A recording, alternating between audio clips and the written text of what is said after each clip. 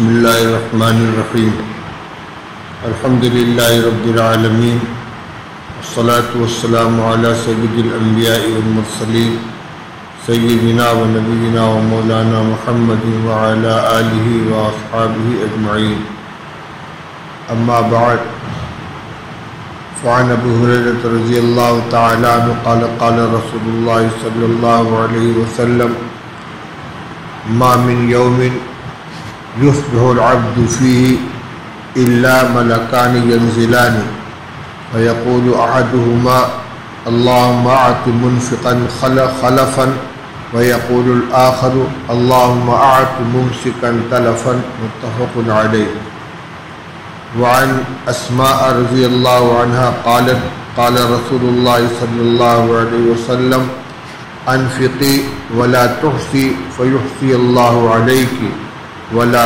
توعي فيعي الله عليك ارزقي ما استطعت متفق عليه وعن ابي هريره رضي الله تعالى عنه قال قال رسول الله صلى الله عليه وسلم قال الله تعالى انفق يا ابن آدم انفق عليك متفق عليه۔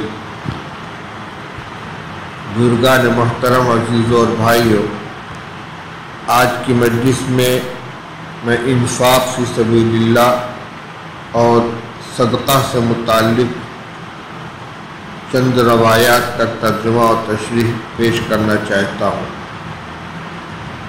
اللہ جل شانہ نے قرآن پاک کے اندر جگہ جگہ انفاق فی سبیل اللہ کا حکم فرمایا ہے اور اس کو مومنین کی خاص صفات میں شمار فرمایا ہے۔ سورہ بقرہ کی ابتدائی آیات میں جہاں اللہ جل شانہ نے متقین کی چند صفات کو ذکر فرمایا ہے، ان میں انفاق فی سبیل اللہ کو بھی ذکر فرمایا۔ الف لام میم ذالک الکتاب لا ریب فیہ ھدی للمتقین الذین یؤمنون بالغیب ویقیمون الصلاۃ ومما رزقناہم ینفقون۔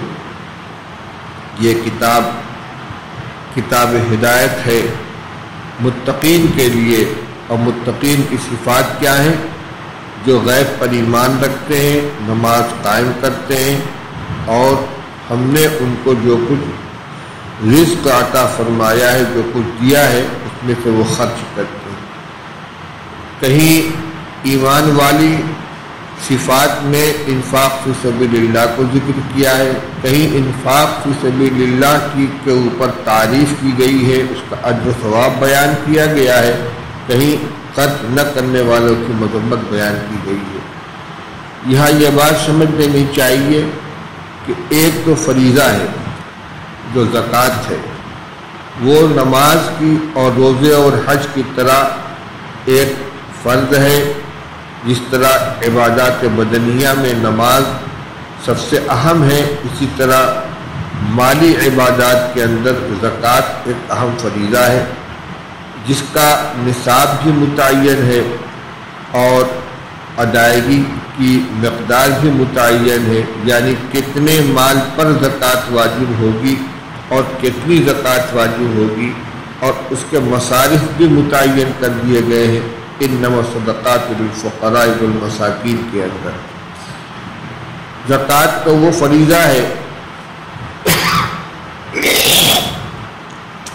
کہ رسول اللہ صلی اللہ علیہ وسلم کی وفات کے بعد جب ایک جماعت نے زکوٰۃ کی ادائیگی سے انکار کر دیا تو صدیق اکبر رضی اللہ تعالی عنہ نے ان کے خلاف جہاد فرمایا تھا۔ اس وقت میں فریضہ زکوٰۃ کی ادائیگی کے سلسلے میں گفتگو نہیں کر رہا ہوں، بلکہ ان کے علاوہ خیر کے دیگر کاموں میں مسلمان کو جو مال خرچ کرنا چاہیے اس سے متعلق بات کرنا چاہتا ہوں۔ قرآن پاک میں بھی صحابہ کرام رضی اللہ تعالی عنہ کے سوالات ذکر کیے گئے ہیں۔ یسألونک ماذا ینفقون، کہ لوگ آپ سے پوچھتے ہیں کہ کیا خرچ کریں، اور اس کے جواب میں ایک جگہ فرمایا گیا قل العفو، لوگ آپ سے پوچھتے ہیں کہ کیا خرچ کریں، آپ فرما دیجئے کہ جو عفو ہو۔ عفو کا دو معنی بیان کیا گیا ہے اور دونوں مطلوب ہے۔ ایک تو یہ کہ جس کے خرچ کرنے میں تمہارے لیے مشقت نہ ہو، جو سہولت کے ساتھ خرچ کر سکتے ہو۔ دوسرا معنی یہ ہے کہ جو تمہاری ضروریات سے زائد ہو، تمہاری اپنی ضروریات، تمہارے اہل و عیال، بیوی بچے جن کی کفالت تمہارے ذمے ہے، ان کی ضروریات سے زائد جو مال ہو اس کو خرچ کرو۔ اور کہیں اللہ جل شانہ نے مقدار کے بارے میں جواب ہی نہیں دیا ہے، بلکہ یہ بتلایا ہے کہ جو خرچ کرنا ہے وہ کن لوگوں پر خرچ کیا جائے گا۔ اس پر حضرت مولانا مفتی محمد شفیع صاحب نے آیت کریمہ کی تفسیر کرتے ہوئے معارف القرآن میں تحریر فرمایا ہے کہ زکوٰۃ کی مقدار بھی متعین ہے، کس مال میں زکوٰۃ فرض ہوتی ہے، کتنے مال میں فرض ہوتی ہے، کتنی فرض ہوتی ہے۔ اس لیے صحابہ کرام رضی اللہ تعالیٰ عنہ کا جو یہ سوال ہے کہ ماذا ينفقون، کیا خرچ کریں، یہ زکوٰۃ سے متعلق نہیں ہے۔ تو انفاق فی سبیل اللہ کی جو فضیلتیں بیان کی گئی ہیں اور اس سلسلے میں کسی مقدار کے اوپر اکتفا کرنے سے منع کیا گیا، گن گن کر جوڑ جوڑ کر خرچ کرنے سے منع کیا گیا، ان سب کا تعلق فریضہ زکوٰۃ اور صدقہ فطر وغیرہ جو متعین ہیں ان سے نہیں، بلکہ عام مصارف کے اندر عام نیک کاموں میں خرچ کرنے سے اس کا تعلق ہے۔ چنانچہ میں چند روایتیں اس سلسلے کی آپ کے سامنے پیش کر رہا ہوں۔ حضرت ابو ہریرہ رضی اللہ تعالیٰ عنہ فرماتے ہیں کہ رسول اللہ صلی اللہ علیہ وسلم نے ارشاد فرمایا کہ ما من یوم یصبح العبد فیہ الا ملکان ینزلان، ہر دن دو فرشتے آسمان سے نازل ہوتے ہیں، فیقول احدہما اللہم اعط منفقا خلفا، ان میں سے ایک فرشتہ یوں کہتا ہے اے اللہ خرچ کرنے والے کو اس کا بدل عطا فرما، جتنا وہ خرچ کرے اس کا بدل اس کو عطا فرما۔ اور دوسرا فرشتہ کہتا ہے اللہم اعط ممسکا تلفا، اے اللہ روک کر رکھنے والے کے مال کو تلف فرما دے۔ ایک فرشتہ خرچ کرنے والوں کے لیے دعائے خیر کرتا ہے، دوسرا فرشتہ بخل کرنے والے کے لیے، ضرورت کے مواقع پر بھی خرچ نہ کرنے والے کے لیے تباہی کی، ہلاکت کی، بربادی کی بد دعا کرتا ہے۔ دوسری روایت حضرت اسماء رضی اللہ تعالی عنہ کی، عن اسماء قال رسول اللہ صلی اللہ علیہ وسلم انفقی ولا تحصی فیحصی اللہ علیک ولا تعی فیعی اللہ علیک ارزقی ما استطعت، متفق علیہ۔ حضرت اسماء رضی اللہ تعالی عنہ اور غالباً بھی حضرت عائشہ رضی اللہ تعالی عنہ کی بڑی بہن، حضرت ابوبکر رضی اللہ تعالی عنہ کی بڑی صاحبزادی، حضرت زبیر بن عوام رضی اللہ تعالی عنہ کی اہلیہ ہیں، عبداللہ بن زبیر کی والدہ ہیں۔ فرماتی ہیں کہ رسول اللہ صلی اللہ علیہ وسلم نے فرمایا انفقی ولا تحصی، خرچ کرو اور گنو مت، ورنہ اللہ تعالیٰ بھی تمہیں گن کر عطا فرمائیں گے۔ یعنی بے دریغ خرچ کرو، گن گن کر خرچ مت کرو، تم گن گن کر خرچ کرو گے تو اللہ کی طرف سے بھی گن گن کر ملے گا۔ ولا تعی فیعی اللہ علیک، اور محفوظ کر کے مت رکھو ورنہ اللہ تعالیٰ بھی تمہارے اوپر محفوظ فرما دیں گے۔ ارزقی ما استطعت، عطیہ دیتی رہو، خرچ کرتی رہو جتنا بھی تم سے ہو سکے۔ یعنی کسی خاص مقدار کا انتظار نہیں کرنا ہے کہ اتنا ہو تو ہم خرچ کریں گے، بلکہ جو میسر ہو آسانی کے ساتھ اس کو خرچ کرتی رہو۔ عن ابی ہریرہ رضی اللہ تعالی عنہ قال قال رسول اللہ صلی اللہ علیہ وسلم قال اللہ تعالی انفق یا ابن آدم انفق علیک، متفق علیہ۔ ابو ہریرہ رضی اللہ عنہ فرماتے کہ رسول اللہ صلی اللہ علیہ وسلم نے ارشاد فرمایا کہ اللہ تعالیٰ فرماتے اے ابن آدم تو خرچ کر، میں تیرے اوپر خرچ کروں گا۔ ان تمام روایات میں یہ بات کوئی مقدار متعین نہیں کی جا رہی ہے۔ میرا مقصد ان روایات کے پیش کرنے کا یہ ہے کہ ہمارا عام طور پر مزاج خرچ کرنے کے سلسلے میں جس وسعت کا ہونا چاہیے وہ نہیں ہوتا۔ بہت سے مواقع ایسے آتے ہیں ضرورت ہمارے سامنے رہتی ہے، لیکن ہم حساب جوڑتے رہتے ہیں۔ جب اللہ تعالیٰ نے یہ فرما دیا قُلِ الْعَفْوُ، جو تمہاری ضرورت سے زائد ہے وہ خرچ کرو، تو پھر یہ سوچنا کہ ہم نے اتنا خرچ کر دیا، اتنا چندہ دے دیا، اتنی مدد کر دی، لہذا کام ختم ہو گیا، یہ نہیں ہونا چاہیے۔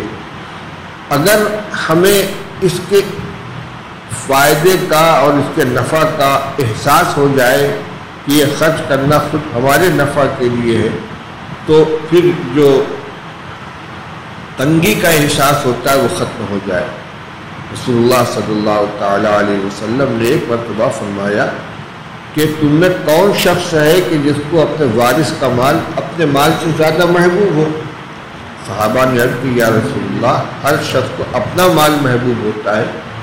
تو آپ نے فرمایا کہ اپنا مال وہ ہے جو آدمی کھا لے، ختم کر دے، پہن لے، پرانا کر دے، یا آخرت کے لیے بھیج دے، اور اس کے علاوہ جو کچھ ہے وہ اس کے وارث کا ہے۔ ہم نے دنیا میں رہتے ہوئے اللہ کے خزانے میں جو کچھ جمع کر دیا وہ ہمارا ہے، وہ ہمارے کام آنے والا ہے۔ اسی لیے صحابہ کرام رضی اللہ تعالیٰ عنہ خود اپنی زندگی کے اندر، اپنی ضروریات کے اندر خرچ کرنے میں کفایت شعار تھے، لیکن جب اللہ کے دین کے لیے اور مخلوق خدا کے لیے خرچ کرنے کا موقع آتا تھا تو انتہائی فیاض ہوتے تھے، بلکہ بسا اوقات رسول اللہ صلی اللہ علیہ وسلم کو انہیں منع کرنا پڑتا تھا۔ ایسے بہت سے واقعات ہیں کہ حضرت سعد بن ابی وقاص رضی اللہ تعالیٰ عنہ سفر کے اندر رسول اللہ صلی اللہ علیہ وسلم کے ساتھ ہیں مکہ مکرمہ میں۔ یہ فتح مکہ کا سفر ہے، یہ حجۃ الوداع کا سفر ہے، اس وقت ذہن میں نہیں ہے، روایتیں موجود ہے۔ سخت بیمار ہو گئے اور اتنا بیمار ہو گئے کہ اپنی زندگی سے ان کو مایوسی ہو گئی۔ وہ کہنے لگے کہ یا رسول اللہ، میری اولاد میں صرف ایک لڑکی ہے اور میں چاہتا ہوں کہ اپنا سارا مال اللہ کے راستے میں وقف کر دوں، صدقہ کر دوں۔ آج نے فرمایا نہیں۔ تو انہوں نے کہا 2/3 صدقہ کر دوں؟ فرمایا نہیں۔ انہوں نے کہا آدھا صدقہ کر دوں؟ ان کا نہیں۔ آپ نے فرمایا نہیں۔ پھر انہوں نے کہا 1/3 صدقہ کر دوں؟ آج نے فرمایا الثلث والثلث کثیر، 1/3 صدقہ کر سکتے ہو، یہ بہت ہے۔ اس کے بعد آپ نے فرمایا کہ لَأَن تَدَعَ وَرَثَتَكَ أَغْنِيَاءَ خَيْرٌ لَكَ مِنْ أَن تَدَعَهُمْ عَالَةً يَتَكَفَّفُونَ النَّاسَ أَوْ كَمَا قَالَ رسول اللہ صلی اللہ علیہ وسلم۔ تم اپنے ورثہ کو غنی چھوڑ کر دنیا سے جاؤ، یہ زیادہ بہتر ہے بمقابلے اس کے کہ تم ان کو فقیر چھوڑ کر جاؤ، وہ لوگوں کے سامنے ہاتھ پھیلاتے رہے۔ ایسا نہیں ہے کہ صدقہ خیرات کرنے کا مقصد اپنے ورثہ کو محروم کر دینا ہے۔ اسی لیے مرض وفات کے اندر 1/3 سے زیادہ وصیت کرنے کی اجازت نہیں دی گئی ہے، 1/3 سے زیادہ صدقہ کرنے کی اجازت نہیں ہے۔ چنانچہ ایک روایت ہے عن ابی ہریرہ رضی اللہ تعالیٰ عنہ قال رجل یا رسول اللہ ای الصدقۃ اعظم اجرا، ایک شخص نے عرض کیا کہ یا رسول اللہ کون سا صدقہ سب سے زیادہ اجر والا ہے؟ قال ان تصدق وانت صحیح شقیح تخشى الفقر وتأمل الغنى، بہترین صدقہ وہ ہے، سب سے زیادہ اجر والا صدقہ وہ ہے کہ تم اس حال میں صدقہ کرو کہ تم تندرست ہو، مال کی محبت بھی دل میں ہو، فقر کا اندیشہ بھی ہو، خوشحالی کی امید بھی ہو، ولا تمهل حتى اذا بلغت الحلقوم قلت لفلان كذا ولفلان كذا، اتنا مؤخر مت کرو کہ جب جان حلق کو آپ پہنچے تو کہنے لگو کہ فلاں کے لیے اتنا، فلاں کے لیے اتنا، وقت کان لفلان، حالانکہ اب تو وہ فلاں کا ہو چکا۔ روایت کا مضمون واضح ہے کہ زندگی میں جب آدمی تندرست ہے، ضروریات بھی اس کے سامنے ہیں، مال کی محبت بھی دل میں ہے، فخر کا اندیشہ بھی ہے کہ خرچ کر دوں گا تو خالی ہاتھ ہو جاؤں گا، کوشش بھی کر رہا ہے، امید بھی رکھتا ہے کہ خوشحالی آئے گی، ایسے وقت میں جو صدقہ کرے گا یہ زیادہ بہتر ہے بمقابلے اس کے کہ زندگی بھر کچھ نہ کرے یا اس طرف جیسی توجہ ہونی چاہیے توجہ نہ کرے، اور مرتے وقت وصیت کر دے کہ اتنا مسجد میں دے دینا، اتنا مدرسے میں دے دینا، اتنا فلاں کو دے دینا، اتنا فلاں کو دے دینا۔ وصیت کے بھی ضابطے ہیں، اس کے مطابق عمل کیا جاتا ہے۔ یہاں آپ نے فرمایا کہ اب جو تم فلاں کو اور فلاں کو کہہ رہے ہو وقت کان لفلان، حالانکہ وہ مال تو فلاں کا ہوگا۔ اس کی شرح کرتے ہوئے محشی نے لکھا ہے کہ جب آدمی مرض وفات میں ہے، جس بیماری میں انتقال ہو جائے تو وہ اپنے سارے مال کو صدقہ کر بھی نہیں سکتا، 1/3 سے زیادہ اگر وہ صدقہ کرے گا یا وقف کرے گا یا کسی کار خیر میں خرچ کرنا چاہے گا تو وہ معتبر نہیں ہوگا۔ اور اس کی بنیاد میں ہی حضرت سعد بن ابی وقاص رضی اللہ تعالیٰ عنہ کی روایت کہ انہوں نے سب کچھ خرچ کرنے کی اجازت مانگی تو منع فرما دیا، 2/3 کی اجازت مانگی منع فرما دیا، آدھے کی اجازت مانگی منع فرما دیا، جب 1/3 کی اجازت مانگی تو آدھے فرمایا ٹھیک ہے 1/3 کا صدقہ کر سکتے ہو، یعنی وقف کر سکتے ہو، وصیت کر سکتے ہو، یہ بھی بہت ہے۔ اور پھر آپ نے فرمایا کہ اپنے ورثہ کے لیے چھوڑ کر جاؤ، ان کو فقیر چھوڑ کر مت جاؤ۔ لیکن اس کا یہ مطلب نہیں ہے کہ آدمی اپنے ورثہ اور اپنی اولاد کے فقر و فاقے کے اندیشے سے اپنی زندگی میں اپنی آخرت کے لیے کچھ نہ کرے، کیونکہ حضور صلی اللہ علیہ وسلم نے جب یہ حدیث ارشاد فرمائی ہے تو 1/3 صدقہ کرنے کی اجازت دینے کے ساتھ یہ بات ارشاد فرمائی ہے۔ یہ تو ہوا آخر وقت کا، اور ابھی جو روایت آپ کو سامنے پیش کی گئی تھی اس میں آخر وقت کا نہیں بلکہ یہ فرمایا کہ صحت ہے، تندرستی ہے، مال کی محبت بھی ہے، ضرورتیں بھی، ایسے وقت میں خرچ کرو، یہ بہترین صدقہ ہے۔ ایک روایت دوسری ہے کہ آپ نے فرمایا عن ابی سعید رضی اللہ تعالیٰ عنہ قال قال رسول اللہ صلی اللہ علیہ وسلم لئن تصدق المرء في حياته بدرهم خير له من ان يتصدق ب100 عند موته، رواہ ابو داؤد۔ ابو سعید خدری رضی اللہ عنہ فرماتے کہ رسول اللہ صلی اللہ علیہ وسلم نے فرمایا کہ آدمی اپنی زندگی میں 1 درہم خرچ کرے، یہ اس سے بہتر ہے کہ اپنے مرنے کے وقت 100 درہم خرچ کرے۔ اب تو جا رہا ہے دنیا سے، اس وقت تو موت سامنے ہے، اب یہ چاہتا ہے کہ آخرت سے کچھ انتظام کر لوں۔ فرمایا اس سے پہلے جب زندگی میں ساری ضرورتیں سامنے تھی، فقر کا اندیشہ بھی تھا اور ضروریات بھی تھی، اس وقت میں تھوڑا بھی خرچ کرتا تو اس سے بہتر تھا۔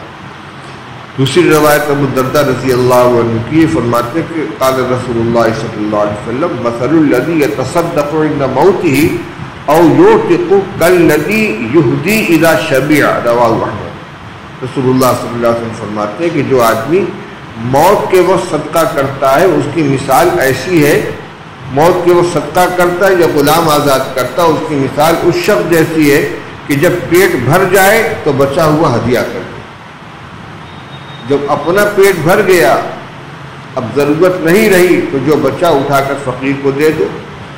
یہ اس کے مقابلے میں ظاہر بات ہے کہ وہ شخص زیادہ افضل ہوگا کہ جو خود بھوکا رہ کر یا تھوڑا کھا کر اور باقی اٹھا کر فقیر کو دے دے۔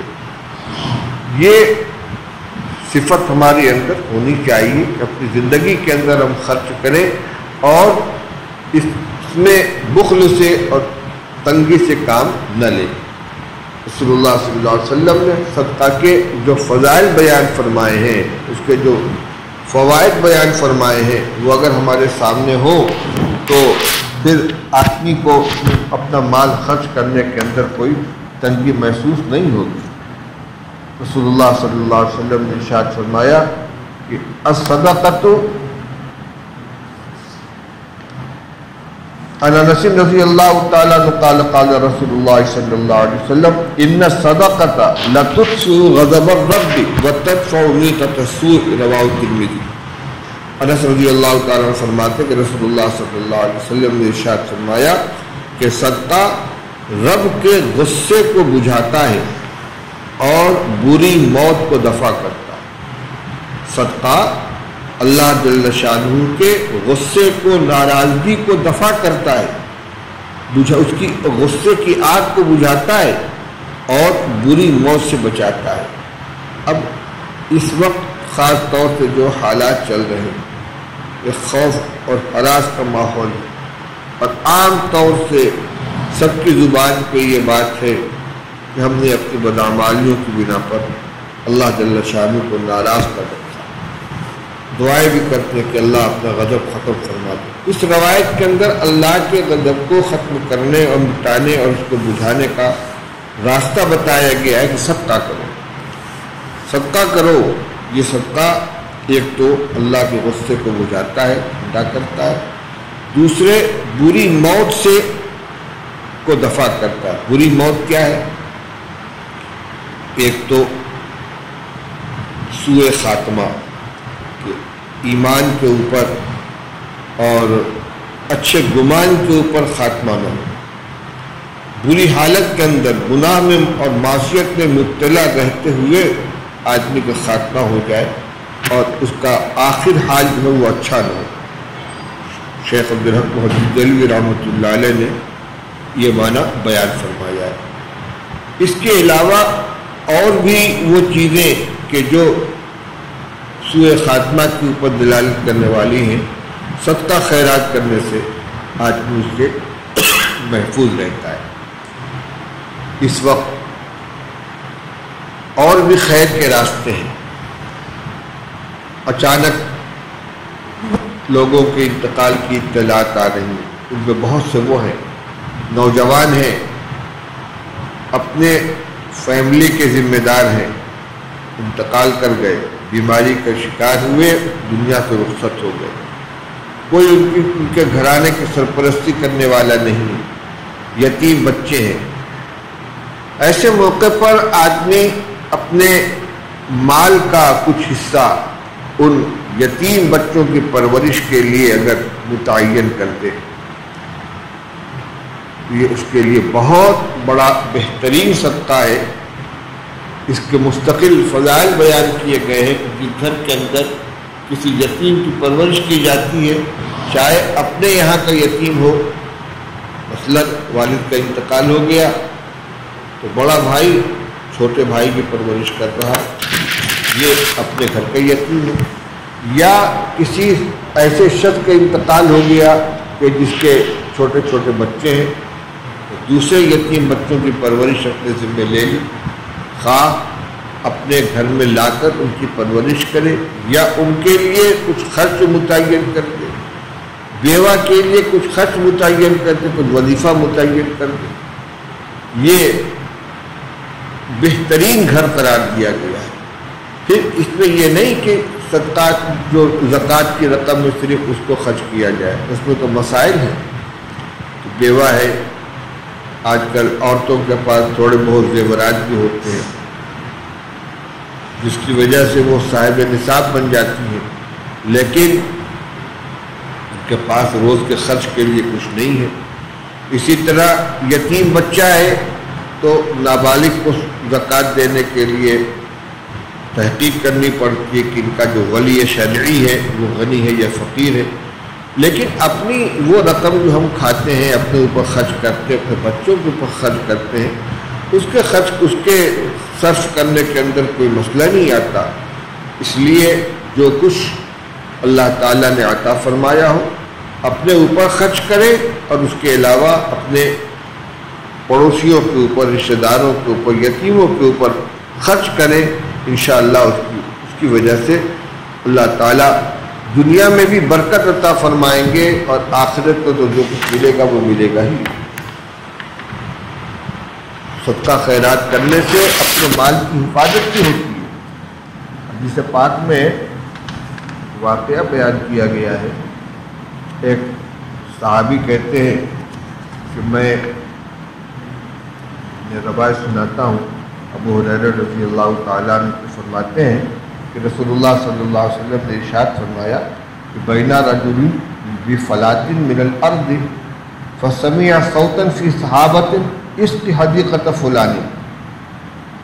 رسول اللہ صلی اللہ علیہ وسلم فرماتے ہیں کہ ایک شخص ایک صحرا میں تھا، اس کو بادل کے اندر سے آواز سنائی دی کہ فلاں شخص کے باغ کو سیراب کرو، یعنی بادل کو مخاطب کر کے اس کو حکم دیا جا رہا ہے کہ فلاں شخص کے باغ میں پانی برساؤ۔ کہتے ہیں کہ فَتَنَحَّى ذَلِكَ السَّحَابُ فَأَفْرَغَ مَاءَهُ فِي حَرَّةٍ، وہ بادل ایک طرف کو ہٹا اور اس نے اپنا سارا پانی ایک پتھریلے میدان میں بہا دیا، خوب پانی برسا اور سارا پانی بادل کا ایک پتھریلے میدان کے اندر برس گیا۔ فَإِذَا شَرْجَةٌ مِّن تِلْكَ الشِّرَاجِ قَدْ اسْتَوْعَبَتْ ذَلِكَ الْمَاءَ كُلَّهُ، پھر وہ سارا کے سارا پانی ایک نالی کی شکل میں اکٹھا ہوا۔ قَدْ اسْتَوْعَبَتْ ذَلِكَ الْمَاءَ كُلَّهُ، نالی نے سارے پانی کو اپنے اندر لے لیا اور بہنا شروع ہو گیا۔ فَتَتَبَّعَ الْمَاءَ، یہ شخص جس نے یہ آواز سنی تھی اس نالی کے راست کی طرف بڑھا، یہ پانی کہاں جا رہا ہے دیکھو۔ فَإِذَا رَجُلٌ قَائِمٌ فِي حَدِيقَتِهِ يُحَوِّرُ الْمَاءَ بِمِسْحَاتِهِ، تو جہاں پانی پہنچ رہا تھا وہاں دیکھا کہ ایک شخص کھڑا ہوا ہے اپنے باغ کے اندر اور پھاوڑا لیے ہوئے اپنے پانی کو اپنے باغ کی طرف پھیر رہا ہے۔ قال له یا عبداللہ مسلکا، ان صاحب نے اس باغ والے سے پوچھا بھائی تمہارا نام کیا ہے؟ قال فلان الاسم الذي سمع في الصحابۃ، وہ تو وہی نام بتلایا جو انہوں نے بادل کے اندر سنا تھا، جس کا نام لے کر بادل سے کہا کہ تم اس کے باغ کو سیراب کرو۔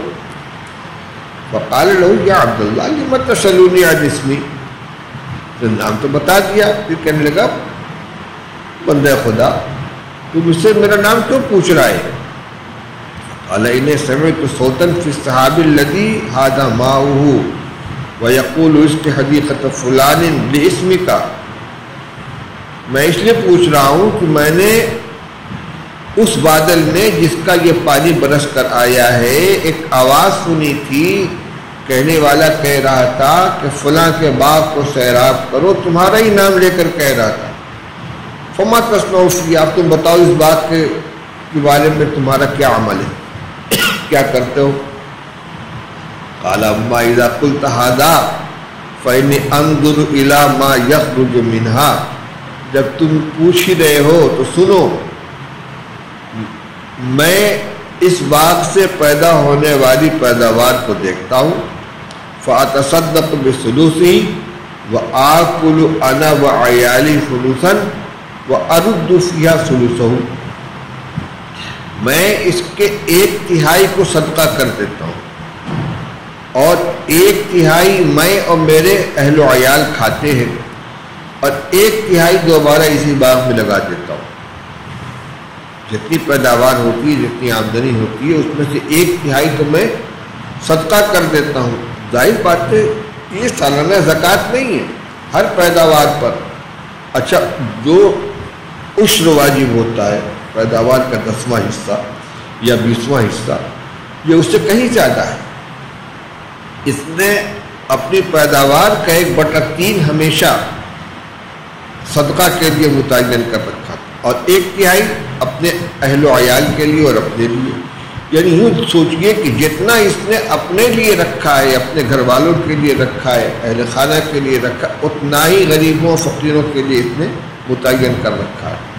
اور 1/3 پھر اسی باغ میں لگا دیتا ہے، یعنی بیج میں، پانی میں، کھاد میں، باغ کی ضروریات میں خرچ کرتا ہے۔ اب روایت سے ہی معلوم ہوتا ہے، روایت مسلم شریف کی ہے، صحیحین میں سے مسلم شریف کی روایت ہے۔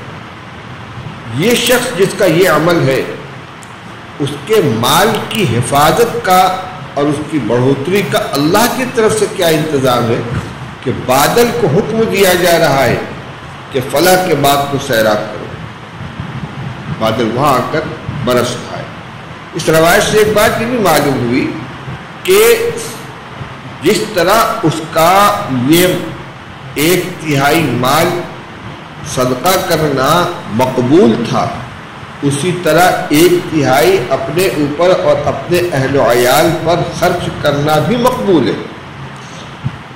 صدقہ خیرات کرنے کا جو حکم دیا جا رہا ہے، اس کا یہ مطلب ہرگز نہیں ہے کہ اپنے اہل و عیال پر، اپنے بیوی بچوں پر خرچ کرنے میں آدمی تنگی کرے، نہیں، یہ بہترین صدقہ ہے، یعنی اس پر صدقے سے زیادہ ثواب ملتا ہے،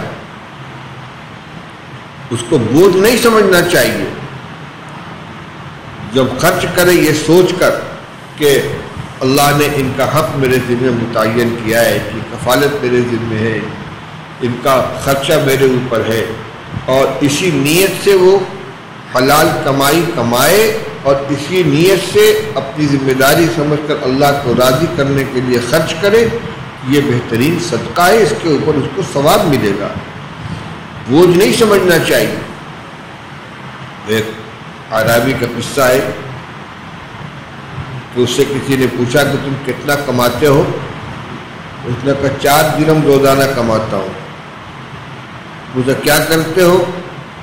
کہا 1 درہم قرض میں ادا کر دیتا ہوں، 1 درہم آئندہ کے لیے قرض دے دیتا ہوں، 1 درہم خود کھاتا ہوں اور 1 درہم پھینک دیتا ہوں۔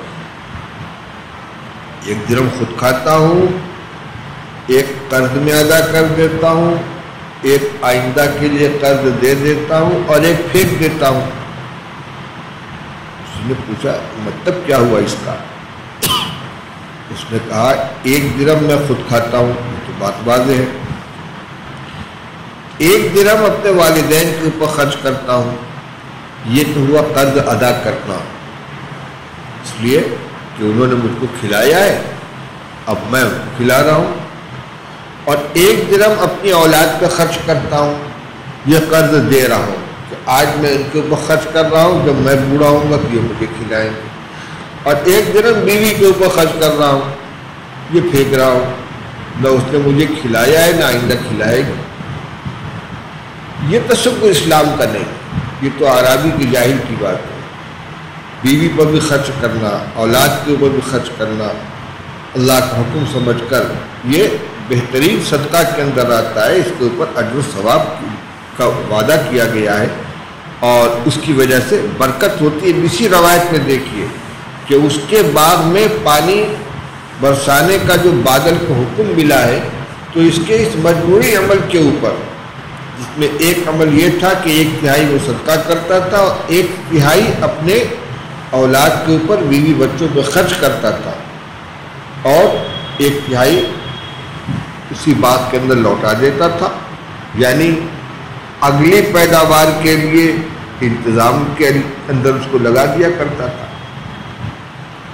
یہ صفحہ سامنے آیا ہے، اس میں رسول اللہ صلی اللہ تعالی علیہ وسلم نے بخیل کو اور احسان جتلانے والے کو وعید سنائی ہے۔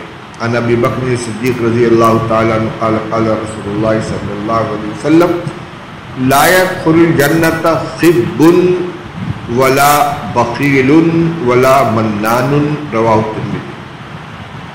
ابو بکر صدیق رضی اللہ تعالیٰ سے بہت محدود روایتیں منقول ہیں،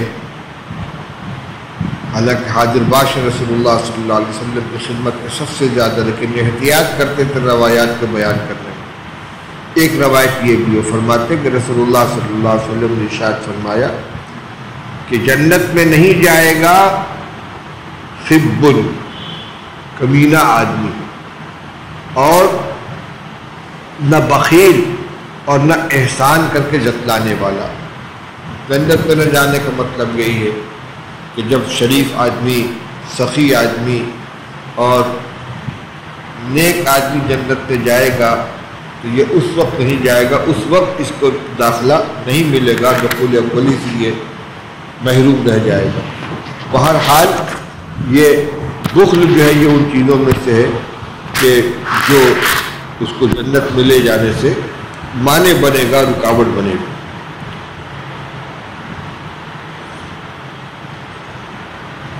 یہ چند روایتیں آپ کے سامنے پیش کی گئی۔ مقصد یہ ہے کہ اللہ تعالیٰ نے جتنی بھی وسعت عطا فرمائی ہو، جتنی بھی استطاعت عطا فرمائی ہو، زکوٰۃ اور جو نفقہ واجبہ ہے، صدقہ فطر ہے، زکوٰۃ ہے یا فطرہ وغیرہ ہے، فدیہ ہے، جو شرعاً واجب ہوتا ہے، ان کے علاوہ عام دینی ضروریات کے اندر بھی اور مخلوق خدا کی حاجت براری کے اندر، ان کی امداد کرنے میں، ان کے پریشانی کے اندر کام آنے میں خرچ کرتے رہنا چاہیے۔ یہ انشاءاللہ ہمارے لیے مرنے کے بعد بہت کام آئے گا۔ رسول اللہ صلی اللہ علیہ وسلم نے فرمایا کہ آدمی کے ساتھ 3 چیزیں لگی ہوتی ہیں، ایک اعمال، ایک اولاد اور ایک مال۔ مال تو دنیا میں ساتھ چھوڑ دیتا ہے، اولاد بھی دنیا میں ساتھ چھوڑ دیتی ہے، اعمال اس کے ساتھ جاتے ہیں۔ اب جو مال چھوڑ کر گیا وہ تو یہاں رہ گیا، اور جس مال کو اس نے زندگی میں اللہ کی رضا کے لیے خرچ کر دیا وہ مال اعمال کی شکل میں تبدیل ہو گیا، وہ اس کے ساتھ جائے گا۔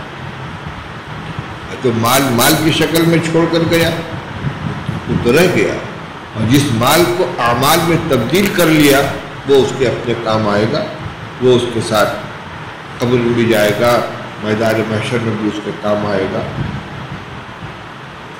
اللہ تعالیٰ ہمیں اس کی توفیق نصیب فرمائے۔ خاص طور سے آج کل کے حالات میں جہاں اچانک کوئی ضرورت مند سامنے آ جاتا ہے، بیماری کی حالت میں امداد کی ضرورت پیش آتی ہے، کوئی سہارا دینے والا نہیں ہوتا، اللہ تعالیٰ نے جس کو جتنی استطاعت عطا فرمائی ہو اپنی مالی امداد کے ذریعے اس کو سہارا دینا چاہیے، اور حادثات کے اندر جو گھرانے، جو بچے، جو عورتیں متاثر ہوں، اللہ تعالیٰ توفیق عطا فرمائے، ان کی کفالت کے اندر حصے دار بننا چاہیے۔